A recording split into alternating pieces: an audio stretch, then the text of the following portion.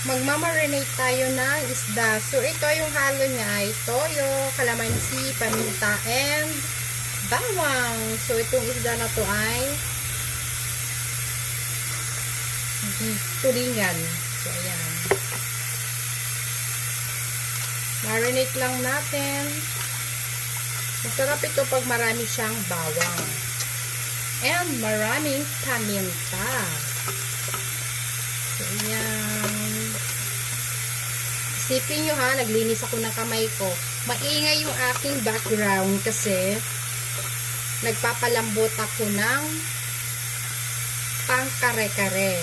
So, yung aking pangkare-kare ay maskara ng baka. Ayan. Ipiprito lang ito and voila. Ayos na ang ating fish steak.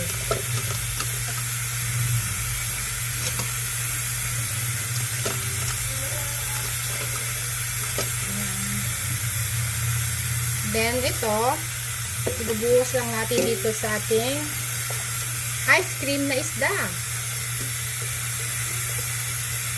So, bakit ice cream na isda? Kasi ang lalagyan niya ay isda.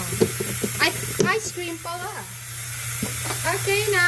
Then, tapos na ang ating pagmamarinate.